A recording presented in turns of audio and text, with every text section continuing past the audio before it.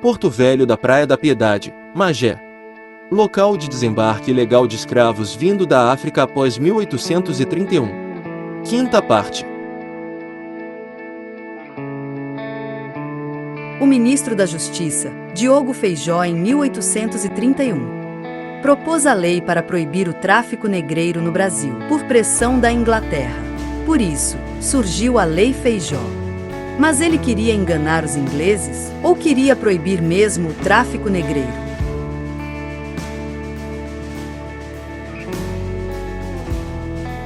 Feijó provocou a ira da aristocracia agrária ao manifestar-se publicamente em apoio ao fim da escravidão. Dizia ser uma vergonhosa contradição com os princípios liberais que professamos, conservar homens escravos. Chegou a enviar uma missão a Londres para tratar, com o governo inglês, de medidas de repressão ao tráfico negreiro. Essa atitude aumentou o temor dos proprietários rurais, que passaram a assumir posições cada vez mais conservadoras. Então a Lei Feijó de 1831 não foi só para inglês ver. Feijó queria acabar com o tráfico negreiro. No entanto, a Lei Feijó só funcionou nos primeiros anos. A influência dos cafeicultores na política, a diminuição da fiscalização e brechas no texto legal fizeram com que o tráfico negreiro continuasse. Não temos ainda a data de quando Porto Velho da Praia da Piedade de Magé passou a fazer o desembarque ilegal de escravos após 1831. O que temos é a afirmação do professor Carlos Gabriel Guimarães, dizendo que, com a Lei Feijó de 7 de novembro de 1831, que proibiu o comércio de escravos, o Porto da Piedade passou a ser um local de desembarque ilegal.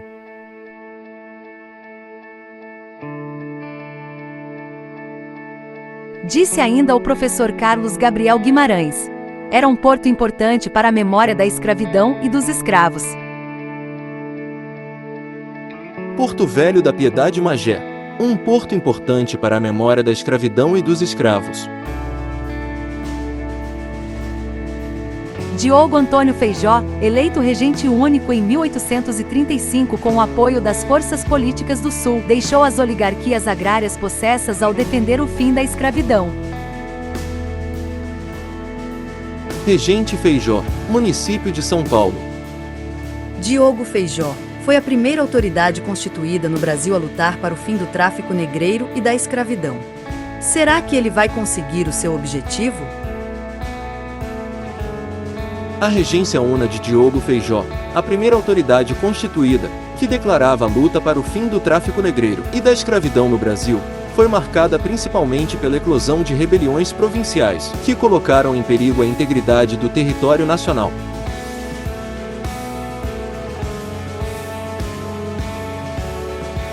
Feijó teve sua atuação bastante limitada, sendo responsabilizado pelas revoltas sociais que se espalhavam por todo o país.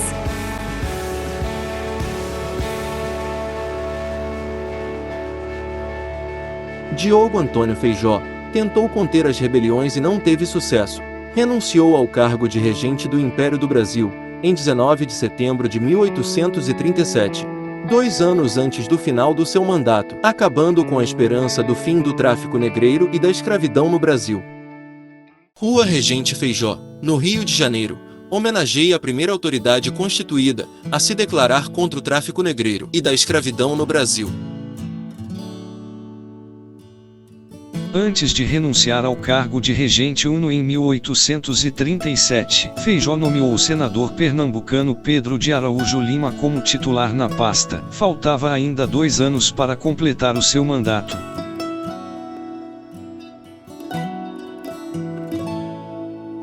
O senador Pedro de Araújo foi o mesmo que substituiu Feijó, quando renunciou em 1832 à pasta do Ministério da Justiça.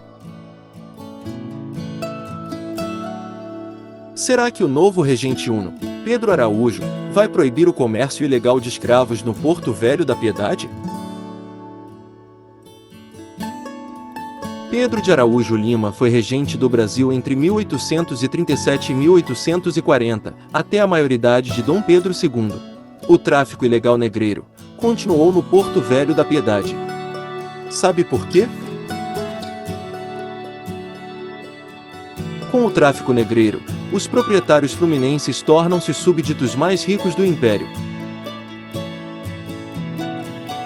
O governo reconhece-lhes o espírito aristocrático e a importância política, criando titulares da monarquia, viscondes e barões, os cafeicultores da província do Rio de Janeiro.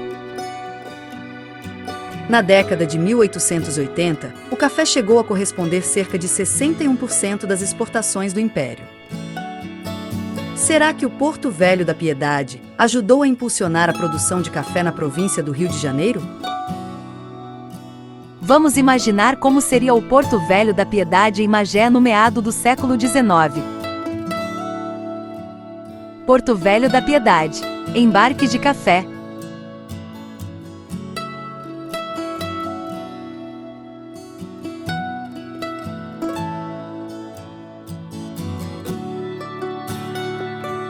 O Porto Velho da Piedade, que na época não era velho, só se tornou velho e obsoleto depois da inauguração da ferrovia no Pier da Piedade em 1896, por onde saíam os trens para Teresópolis.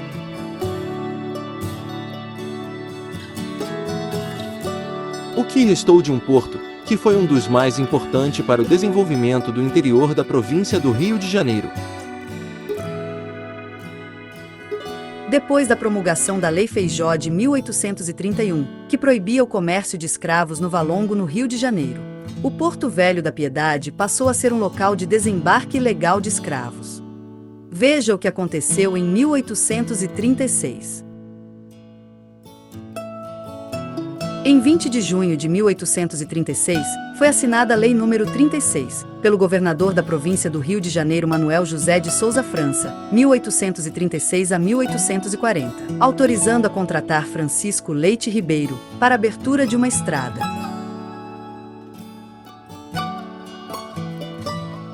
A estrada iniciava no Porto Velho da Praia da Piedade, Magé, ao Rio Paraíba, nas proximidades do local denominado Mar de Espanha, para tráfego de carros e seges, carruagem antiga. Com a Lei nº 36, que autorizava a construção da estrada para o tráfego de café, paralelamente continuava o tráfico ilegal de escravos no Porto Velho da Piedade.